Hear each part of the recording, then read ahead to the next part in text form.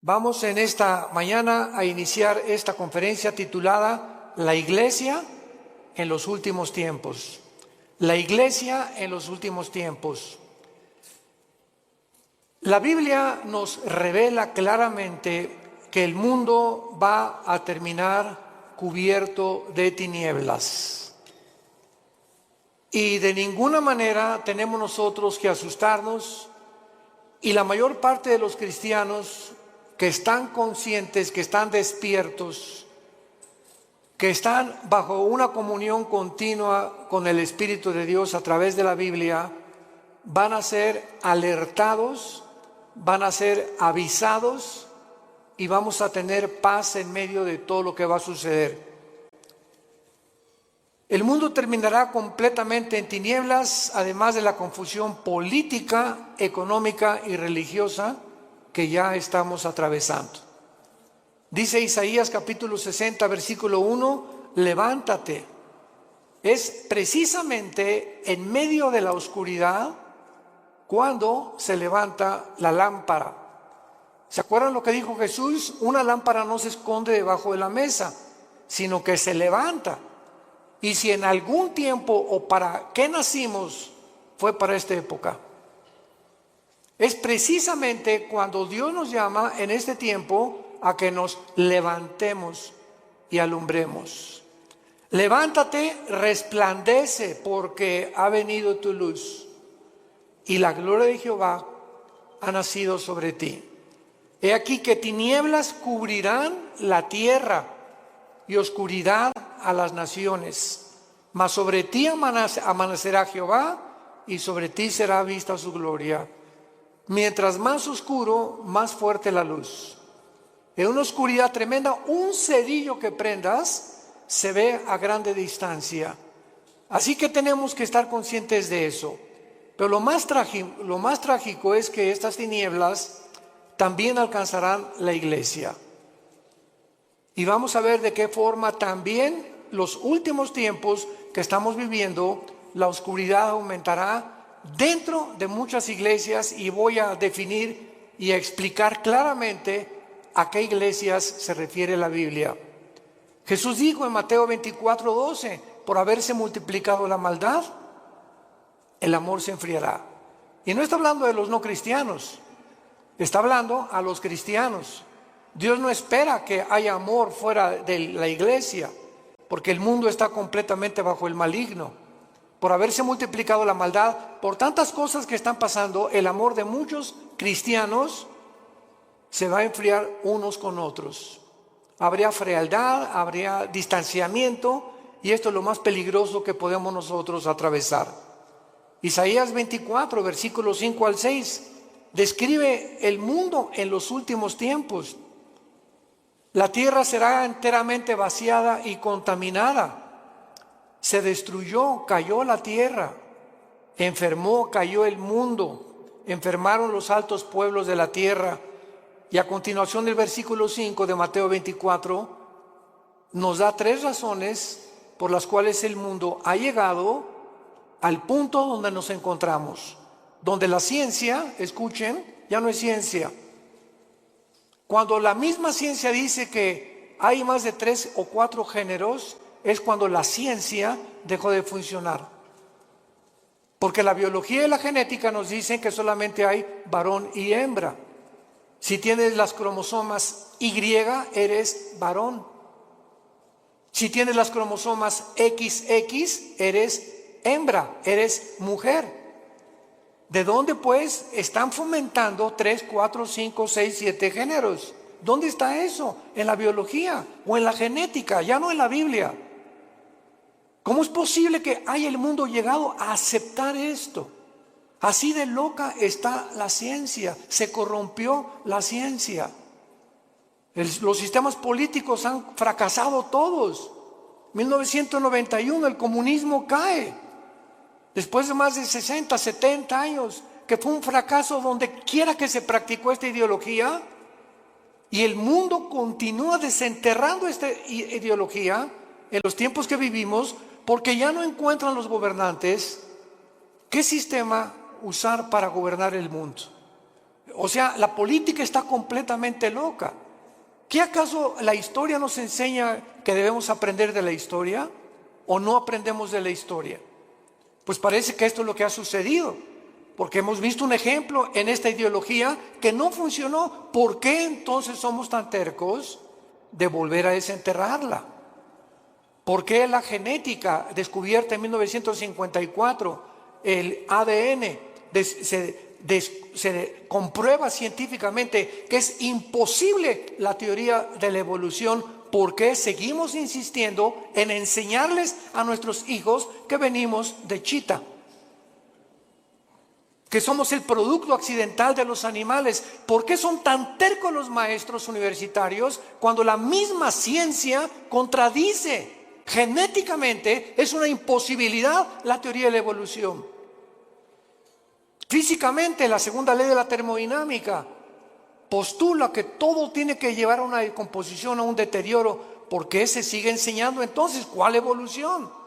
La biología enseña que los aminoácidos, que son los ladrillos de la vida, determinan que es imposible que una ardilla se convierta en conejo, ni un rinoceronte en un caballo. Hemos llegado, damas y caballeros, santos de Dios, a la locura total del mundo. El mundo está loco, loco, loco. En Lucas 18 Jesús dijo: cuando el Hijo del Hombre venga, ¿hallará fe en la tierra? Sin embargo, los cristianos, a pesar de todo esto que estamos atravesando, donde ya la gente no sabe qué es blanco y qué es negro, ya no sabe qué es bueno y qué es malo, ya no sabe qué es dulce y qué es amargo. Así está el mundo actualmente. Hay un relativismo total, filosóficamente, socialmente, antropológicamente, en todas las disciplinas académicas en las que el mundo se ha desarrollado en los últimos siglos. En el libro de Daniel, todos los que traigan su Biblia los felicito, porque son los entendidos. Precisamente ahí se ve, ya las iglesias están llenas de cristianos sin Biblia. Traen el Calimán o el Esto. El libro de Daniel nos muestra claramente hace 2600 años. Vean cómo la Biblia fue escrita con tantos siglos de anticipación, anticipándonos, porque Dios es el primero y Dios es el último. Entonces, si Dios es el primero y Dios es el último, Él es el único que nos dice cómo comenzó el universo, quiénes somos y a dónde terminará la humanidad. Y cuando sabemos a dónde terminará la humanidad, podemos prepararnos. No estamos en tinieblas. La luz la tenemos en la Biblia y tenemos que abrir los ojos más en estos tiempos para cuidar a nuestra familia, para cuidar a nuestros hijos, para cuidar a nuestros nietos, para poder dejarles una herencia, si el Señor no viene antes por nosotros, donde ellos podamos morir en paz y saber: no le dejé ni una casa, no le dejé dinero, no le dejé riquezas a tus hijos, les dejamos una herencia que se llama Jesucristo. Porque podrás morir en paz al saber que tu hijo, si tiene a Jesucristo, Él se va a encargar de él. Tal vez ande mal y lo que tú quieras, pero si tiene a Cristo tu hijo, Dios se va a encargar de ellos. Porque herencia de Jehová son los hijos. Dice en Daniel capítulo 12, hace 2600 años, hablándonos cómo va a terminar el mundo, dice el versículo 3: los entendidos resplandecerán como el resplandor del firmamento, y los que enseñan la justicia a la multitud como las estrellas de perpetua eternidad. Vemos nosotros aquí en este versículo lo que repite el versículo 10: muchos serán limpios y emblanquecidos y purificados. Se refiere que a muchos cristianos en este tiempo en que estamos viviendo se van a purificar más y más y más y más porque estamos esperando la venida del Señor. Y dice a continuación, los impíos procederán impíamente, y ninguno de los impíos entenderá, pero los entendidos comprenderán. 2 veces el Espíritu Santo profetiza que en este tiempo los únicos que van verdaderamente a vivir sin temor, a vivir victoriosamente, a vivir levantando la luz de Cristo, son los entendidos. Y para que podamos acercarnos un poco más y profundizar, veamos quiénes son los entendidos en el libro de Deuteronomio capítulo 4 en el Antiguo Testamento. El mensaje que Moisés les dio a Israel antes de entrar a la tierra de Canaán. Veamos la sistematización y la sincronización sobrenatural de la Biblia.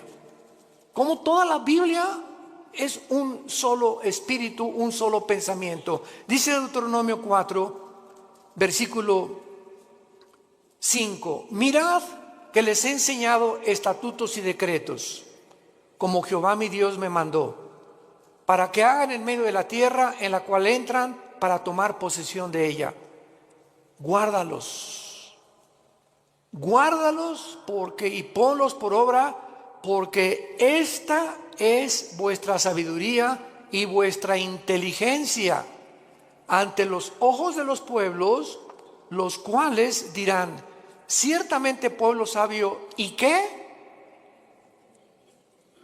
Cuando tú obedeces lo que Dios te manda, te vuelves sabio y entendido. Es imposible que en los tiempos que estamos viviendo haya cristianos desobedientes. Tú sabes que como maridos debemos amar a nuestra esposa y ser fiel a ella. Como mujeres tienes que respetar a tu esposo y velar y orar por él.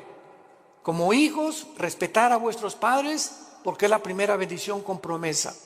Y cuando nosotros las cosas esenciales de la Biblia las comenzamos a vivir, entonces va a haber sabiduría para actuar y nos vamos a volver entendidos. ¿Por qué? Porque prestamos atención. En una escuela, ¿quiénes son los que sacan buenas calificaciones? ¿Quiénes son los alumnos? Los que siempre están poniendo atención a lo que el maestro está enseñando, ¿verdad? Pero los que están con el avioncito y por aquí, por allá, y platicando con Rosita, y picando, y Pepe, Juan, Juanito, ponme atención, Pepito. Esas personas, esos estudiantes, cuando llegan los exámenes, porque nunca estuvieron atentos a lo que se les explicaba, van a reprobar. Estos son los entendidos, los que están poniendo atención a lo que Dios les dice. Y lo vemos también en Mateo 24, y entendemos ahora Mateo 24, las palabras de Cristo en esta historia que Él da acerca de los tiempos de Noé. Dice Mateo 24, 37, mas como en los días de Noé, así será la venida del Hijo del Hombre.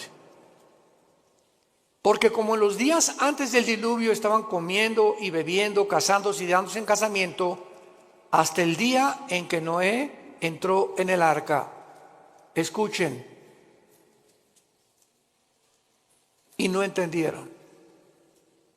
Vean el énfasis que pone Cristo en una generación.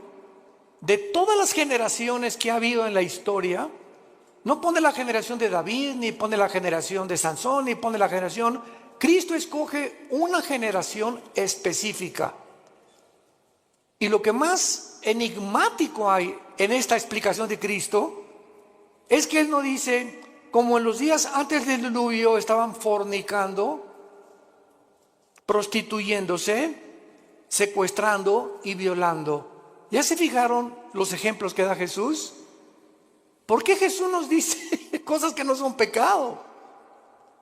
Jesús cita que en los tiempos de Noé la gente estaba comiendo. ¿Qué es pecado comer? No. Estaban bebiendo. ¿Es pecado beber? Tampoco. Casarse, menos. Dichosos los que se casan, pero unidos por el Espíritu de Dios. ¿Por qué Cristo usa estos ejemplos que no son pecaminosos? Y dice, y no entendieron, porque en los tiempos que vivimos se va a repetir. La gente va a comer, va a beber y se va a casar, y no hay nada malo en eso. ¿Cuál es el problema? Que no han entendido que no comen, ni beben, ni se casan, sabiendo que Dios es en primer lugar en sus vidas. Nunca entendieron que era Dios lo más importante de sus vidas. Así era en los tiempos de Noé. Se olvidaron de Dios. Entonces no hay nada malo que te cases, no hay nada malo que vivas, no hay nada malo que compres, no hay nada malo que tengas un Lamborghini aquí estacionado afuera del edificio, o que tengas una casa de 5 millones de pesos, o que tengas un taller de carpintería y que no hayas progresado. No hay nada de malo en eso. Lo malo es que en medio de todo lo que tú estás viviendo, Dios sea en tu vida la segunda o la tercera parte de tus prioridades. No entendieron. ¿Y cuántos ahorita tienen a Dios en primer lugar? Es cuando tienes a Dios en primer lugar en tu vida, cuando te levantas y lo primero que haces es venir a este libro en las mañanas y comenzar a leer los salmos, proverbios, hincarte y llorar con Dios y buscar en las escrituras, porque el poder, lo compartimos ayer en el coffee break, la Biblia tiene un poder que no tienen los libros de Platón, ni de Aristóteles, ni de Mahatma Gandhi, ni de Confucio, ni de Buda, porque son libros que si lees Aristóteles y Platón, pues te da intelectualidad, y si lees a Mahatma Gandhi y a Confucio te da altruismo, y si lees libros de nutriología te da capacidad para cuidar tu cuerpo, pero ninguno de esos libros te cambia. Ninguno cambia tu vida, sigue siendo lo mismo, más inteligente o más intelectual, mejor cuidas de tu cuerpo, pero tu espíritu es el último lugar. Cuando vienes a la Biblia te cambia. Tiene el poder, Jesús dijo, mis palabras son espíritu y son vida. La Biblia tiene el poder de transformar nuestra vida interior. Dice Pablo en 2 Corintios capítulo 3, mirando cara a cara, somos transformados por el Espíritu de Dios. Mirando, somos transformados. Al mirar la Biblia, al tener contacto con la Biblia, al meditarla, al estudiarla, al memorizarla, algo entra a tu vida que sin que te des cuenta, como una planta, la riegas, el agua que le pones en la planta comienza a crecer de una forma invisible hasta que sale el tallo a la superficie. Tú sigue leyendo la Biblia, sigue memorizándola, sigue teniendo con Dios a través de la Biblia, porque no hay contacto con Dios fuera de la Biblia. Mis palabras son espíritu y son vida, dijo Jesucristo, Juan 5:39. El que quiera conocer la voluntad de Dios, dijo Jesús, conocerá si mis palabras son mías y mi doctrina es mías. Porque el que busca su propia gloria es porque él quiere alabarse y glorificarse. Pero yo he venido a buscar la gloria de mi Padre, el que me envió. Y las palabras que hablo son de mi Padre. Las obras que hago son de mi Padre.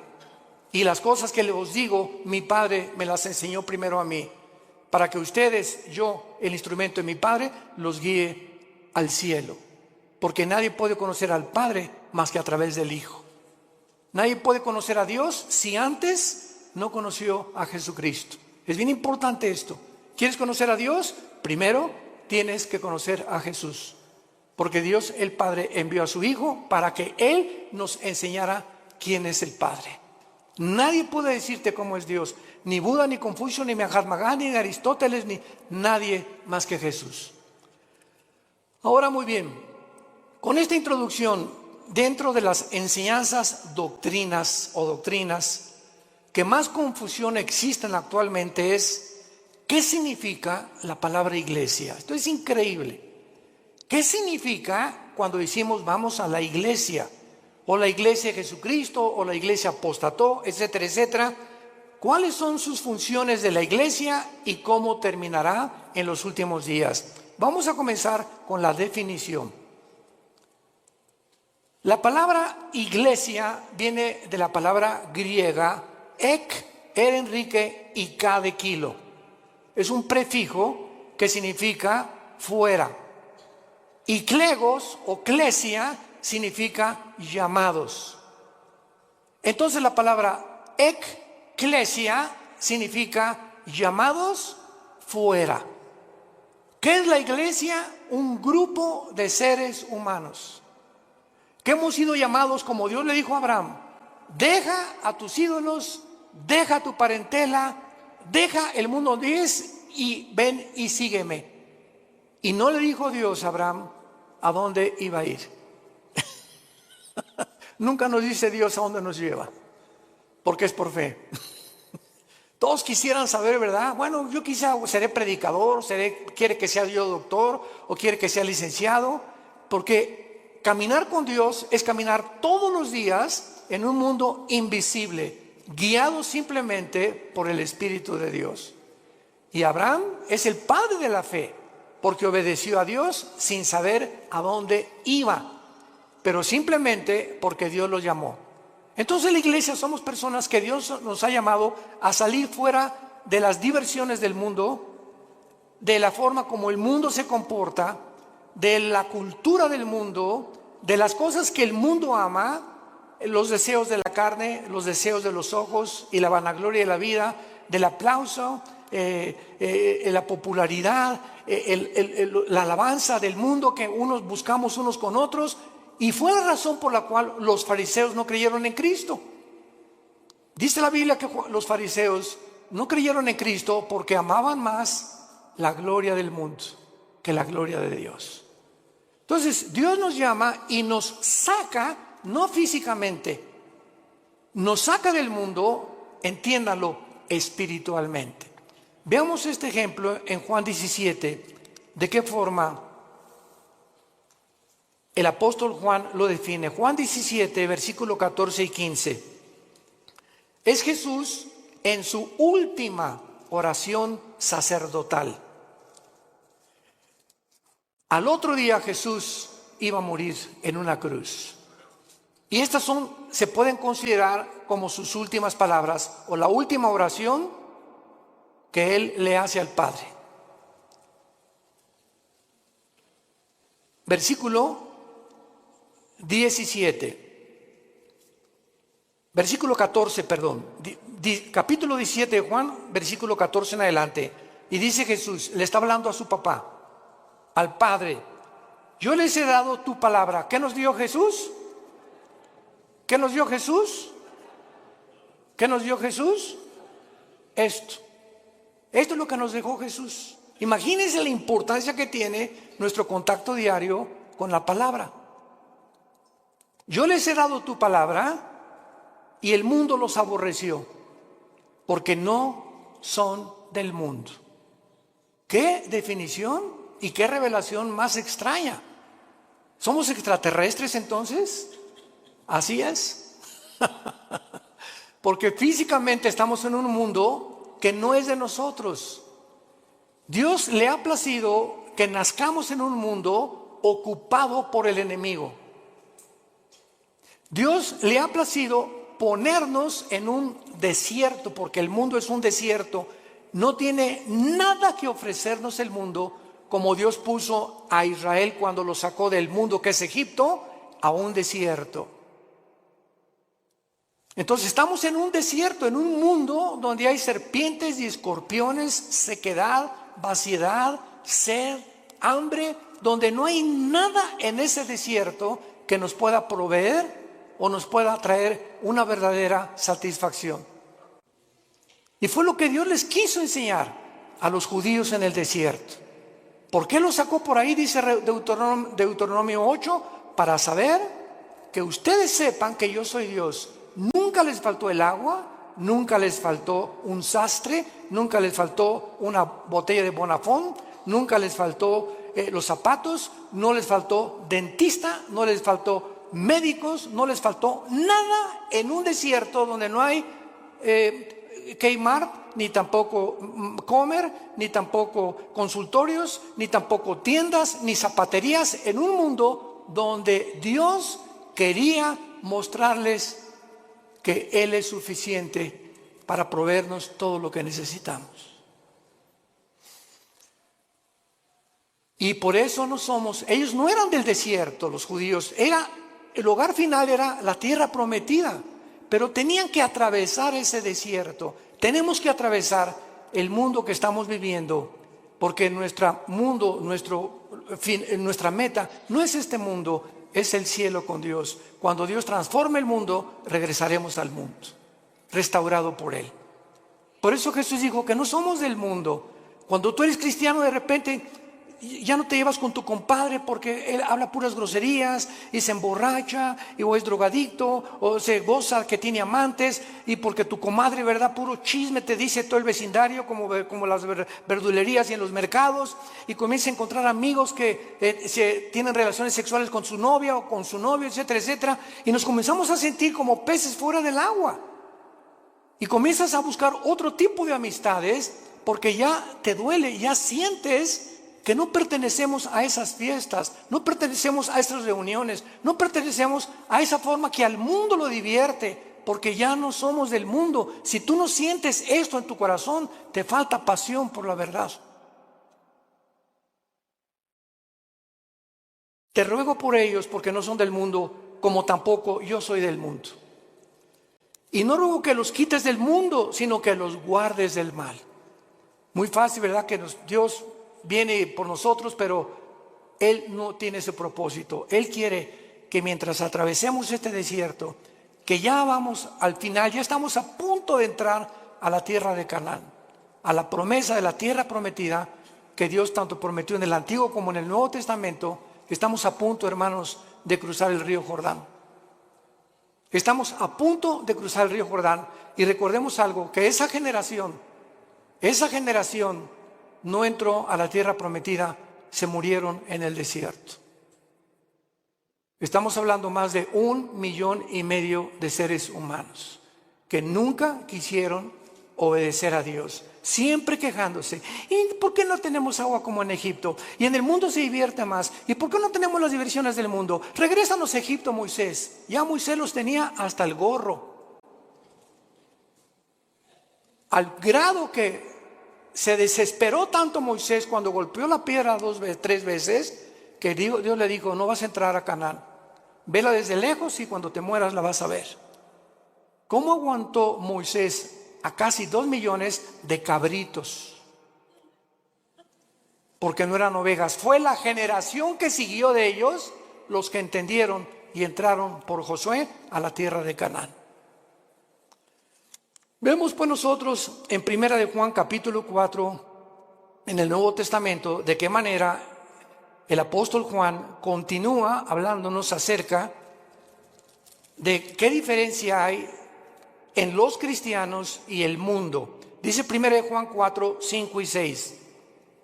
Hijitos, les está hablando a nosotros, a los cristianos.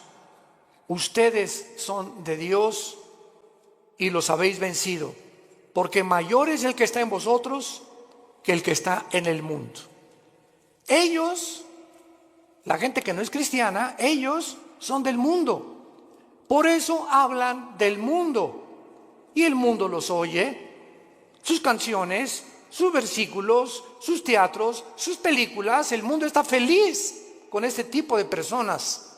Nosotros somos de Dios. El que conoce a Dios nos oye. El que no es de Dios no nos oye. En esto conocemos el espíritu de verdad y el espíritu de error. Un cristiano, cuando tiene el Espíritu Santo, ya discierne: lo que estoy oyendo, ¿de dónde viene? ¿Del mundo o viene de arriba? Cuando tú pones más atención a canciones, ¿verdad?, artistas mundanos, que a las cosas de Dios, es porque tienes tu corazón en el mundo todavía. No has sabido aislarte, ni has sabido hacer a un lado las cosas del mundo. Dice claramente también en 1 Juan 5:19 que el maligno está al control del mundo entero. Muy bien, entonces, en otras palabras, para concluir, la iglesia cristiana consiste en seres humanos. Tú y yo tenemos un llamado. Qué privilegio que Dios nos haya escogido. Qué privilegio que Dios me haya llamado entre mis amigos que yo tenía antes de convertirme. De muchos familiares míos que no los llamó Dios como me llamó a mí. Qué privilegio tan grande. Qué privilegio tan grande. Que para vivir siempre en humildad, dándole gracias a Dios, llorando por el privilegio que Dios nos llamó, el creador de los cielos y la tierra, te dijo: Pepe, ven, quiero darme a conocerte. Quiero que sepas quién soy. Quiero que sepas que tienes un plan. Quiero que sepas que nunca te voy a dejar, nunca te voy a abandonar. Aunque andes en valle de sombra y de muerte, aunque pases por ese desierto, yo estaré contigo. No temas. No temas, y aun cuando mueras, continuarás comiendo en mi mesa. Como les dijo Jesús a los discípulos antes de morir: este vino y este pan que como con ustedes, no lo comeremos hasta el día en el cielo de nuestra boda del Cordero. Jesús sabía que a las 9 de la mañana lo iban a crucificar el día anterior, y fue la última cena. Jesús sabía cuándo iba a morir, y Jesús sabía que lo que iba a comer lo iba a volver a comer algún día, diciendo esto a los discípulos: pero no se pongan tristes ni se perturbe su corazón, nos vamos a volver a ver. Esta es la esperanza a la que Dios nos ha llamado a todos los que Dios ha escogido para seguirle. Ahora veamos el origen de la iglesia.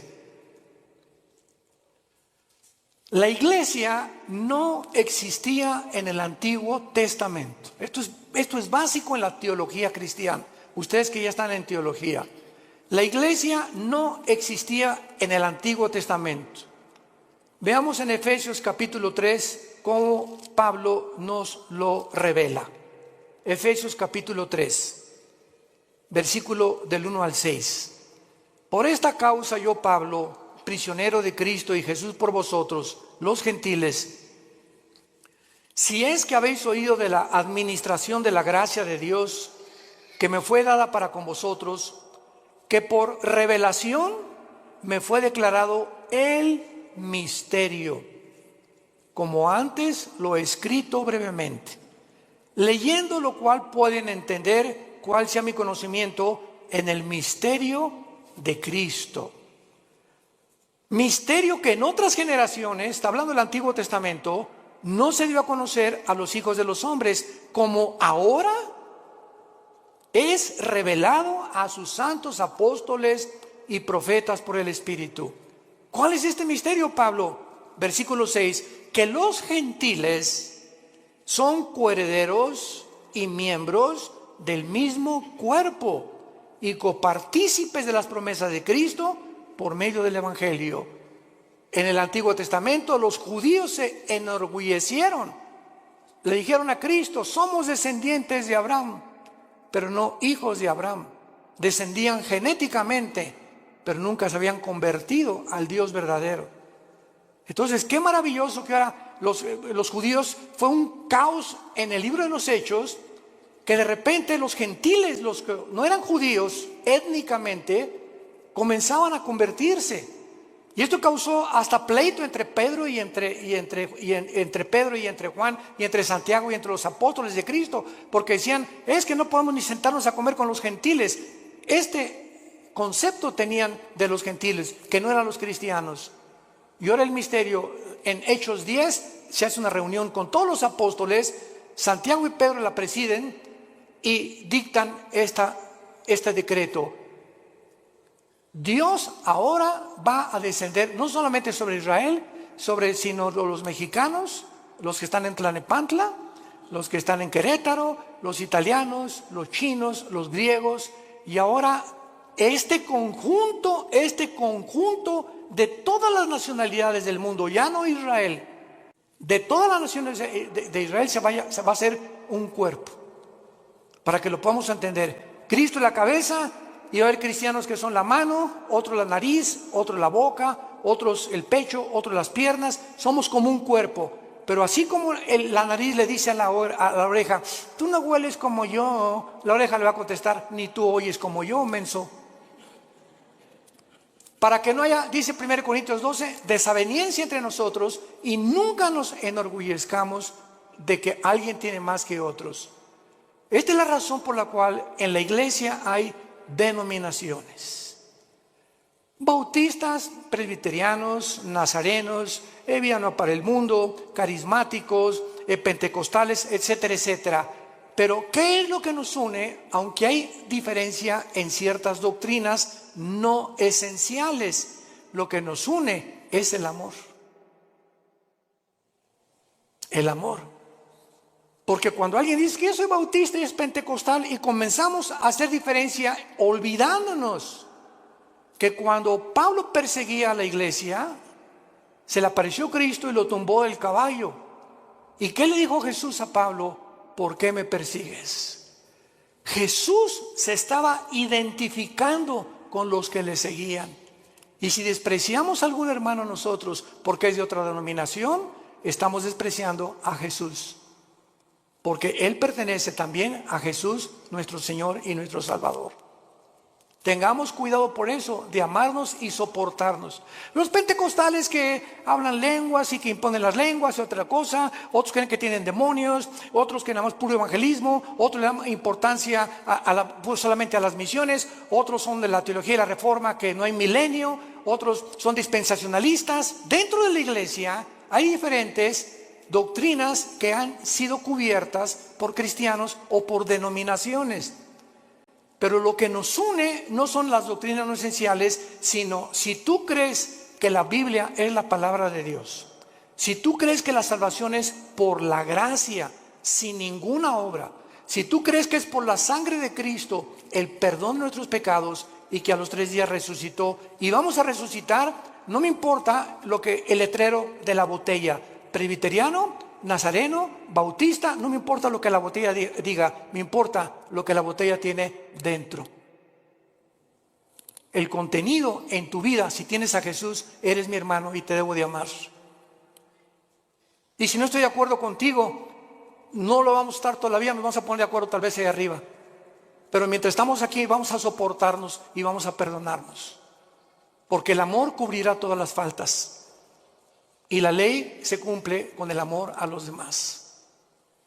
Entonces, este es el origen de la iglesia. La iglesia es una nueva entidad que no existía en el Antiguo Testamento. Es el cuerpo de Cristo. Veamos cómo se formó este cuerpo en Pentecostés, pero lo explica Pablo en 1 Corintios capítulo 12, versículo 13. 1 Corintios 12, 13. ¿Cómo se forma esta nueva entidad que no existía en el Antiguo Testamento? Dice así: porque por un solo espíritu fuimos, ¿cuántos? Todos bautizados en un cuerpo. ¿Cuál es el cuerpo? El cuerpo de Jesucristo. Sean judíos o griegos, esclavos o libres, a todos se nos dio a beber de un mismo espíritu. Esto se llama el bautismo del Espíritu Santo. En el momento en el que tú recibes a Cristo, el momento que ayer tuvimos 40 y tantas decisiones ayer, fue una bendición el coffee break, démosle gracias a Dios y oremos por estas 42 decisiones que ayer pidieron a Cristo entrar a sus vidas. En ese momento, ayer los que pidieron a Cristo, en ese momento, sin que ellos sepan, nacieron de nuevo.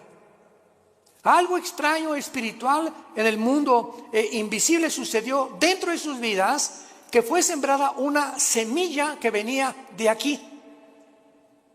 Si no viene de aquí, tú no puedes nacer de nuevo.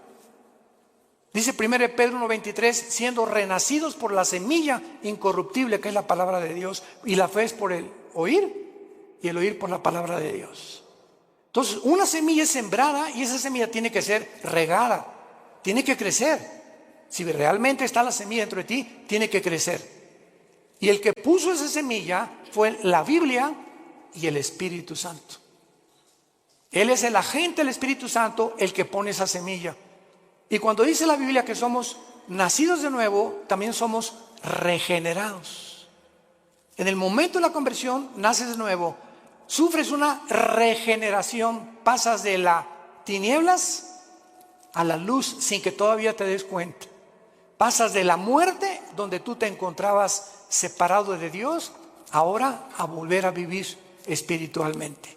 Estabas muerto espiritualmente, ahora vas a vivir espiritualmente. Y además ahora vas a formar parte del cuerpo de Cristo mediante el bautismo del Espíritu Santo. La palabra bapto en el griego, bautismo, significa identificación unión o amalgamiento. O sea, el Espíritu Santo agarra a Pepe, aquí está Cristo, vean esto es un misterio impresionante descrito en Efesios 5. El Espíritu Santo agarra a Pepe y lo pega, lo une al cuerpo de Cristo. Y este cuerpo que estamos en Cristo no existía antes en el Antiguo Testamento, porque no había formado. Cristo ni el Espíritu Santo había descendido para morar permanentemente en los hombres. En el Antiguo Testamento el Espíritu Santo venía sobre Sansón. Muchos creen que Sansón tenía así músculos como Rambo, ¿verdad? Pero, o sea, entonces le atribuiríamos la fuerza a sus músculos. Pero Sansón era como común y corriente. Pero cuando el Espíritu Santo venía sobre Sansón, la fuerza de Sansón no era muscular, la fuerza de Sansón era espiritual. Y agarraba a los leones como si fueran cabritos. Cargó una puerta de casi 200 kilos y mató a más de 150, 200 filisteos con la quijada de un burro. Pero en el momento en que Sansón se fue tras Dalila, ¿saben lo que significa Dalila? La que debilita. Una mujer es capaz de debilitar a cualquier hombre. Cuidado, varones.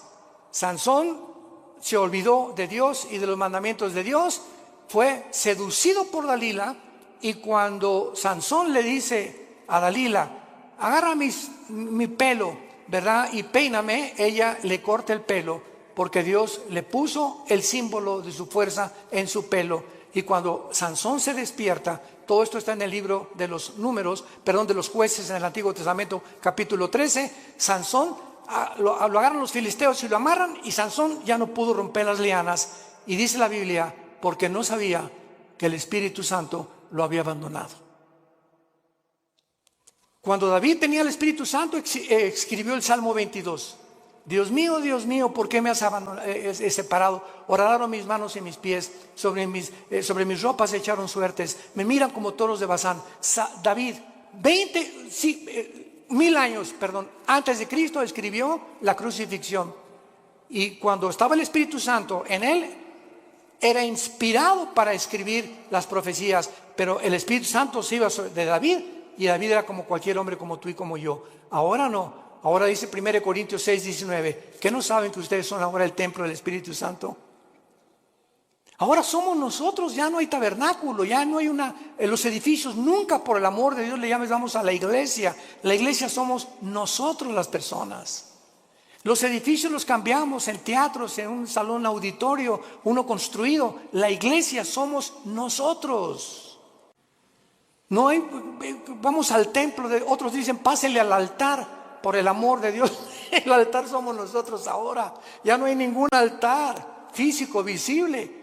Ahora somos nosotros el altar de Dios, porque el altar de Dios donde se ofrecen sacrificios, ahora tú los ofreces espiritualmente, ya no físicamente, matando un borrego o un cordero. ¿Me van entendiendo?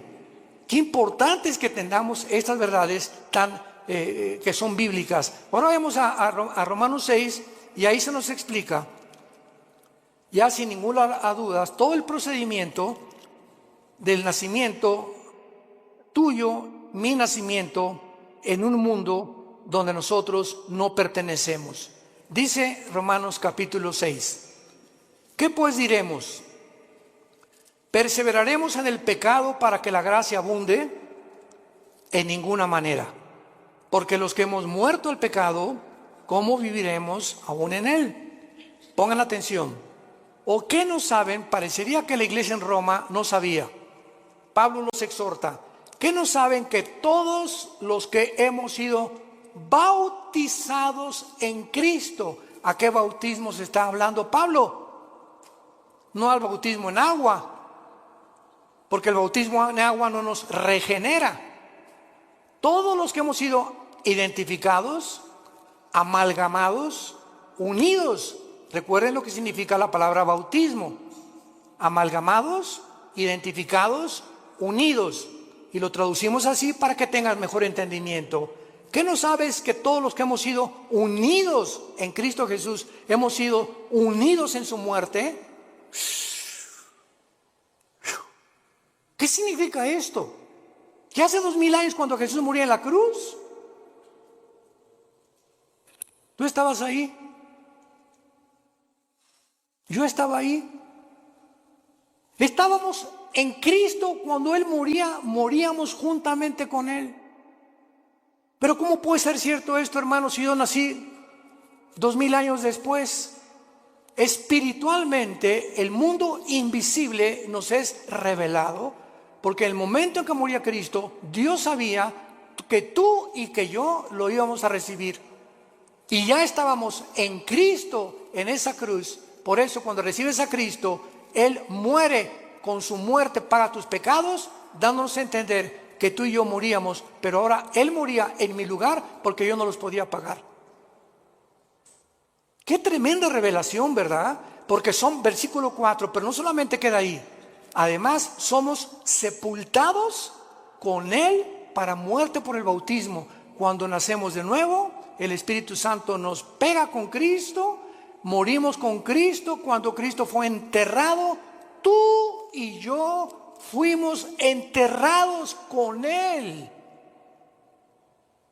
Ahora lo explico.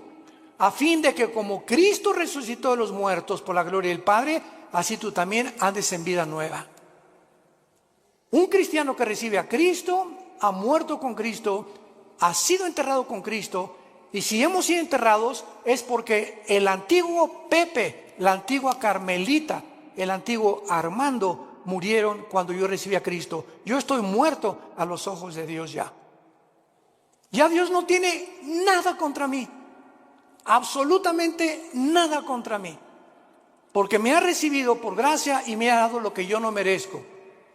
Y lo que me queda por vivir ahora, aunque ya por eso la salvación no se puede perder, porque ya fuimos muertos, enterrados y resucitados con Cristo, estamos unidos con Él eternamente. Ahora simplemente nos queda crecer en la gracia y el conocimiento de Dios y obedecer a Dios para que las bendiciones que iban a tener en Canaán en el Antiguo Testamento, las tengas en esta vida. Y en la nueva vida, cuando entres a Canaán, no seas descalificado para servir a Dios. ¿Van entendiendo esto? Muchos dentro de 2 o 3 años lo van a entender. No importa, pero los que son inmaduros todavía en Cristo y los que son niños en Cristo, esto les sirve para ir dándose cuenta la profundidad de lo que es la vida cristiana. Y dice el versículo 5, porque si fuimos plantados juntamente con Él, está en tiempo pasado este verbo, fuimos plantados con Él en la semejanza de su muerte, lo seremos en la de su resurrección. Si ya realmente hemos muerto con Cristo, sepultados con Cristo y resucitados con Cristo, nuestra garantía es volver a vivir. Y esto nos habla claramente que fue efectuado mediante el bautismo del Espíritu Santo, cuando fuimos bautizados con Cristo en el momento de la conversión. Durante muchos años, desgraciadamente, se enseñó, yo pasé esa época, el siglo pasado, los 80s, 90s, donde decían a los que ya eran cristianos, pasen a recibir el bautismo del Espíritu Santo. Si pasas a recibir el bautismo del Espíritu Santo es porque no eras cristiano, pero si eres cristiano no necesitas recibir nada, estamos completos en Él, dice Colosenses capítulo 2. No hay nada que nos falte ya de recibir de Dios, ni hablar en lengua, ni el bautismo del Espíritu Santo. Lo único que nos hace falta es crecer en la gracia y su conocimiento. Cuando un niño nace, no nace sin una pierna, sin un hígado, sin un pulmón. El niño nace completito. Y si nace incompleto es porque hay un problema grave en él. Y cuando Dios hace una obra, no la hace imperfecta, la hace perfecta. Hemos nacido y hemos sido perfeccionados ante los ojos de Dios. Y dice Efesios 2, que ya estamos sentados junto con Dios en las alturas. Ya estamos allá arriba, sentados juntamente con Él.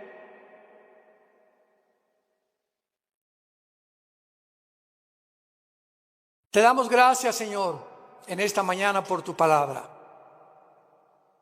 Porque por un solo Espíritu todos hemos sido bautizados, identificados, amalgamados, unidos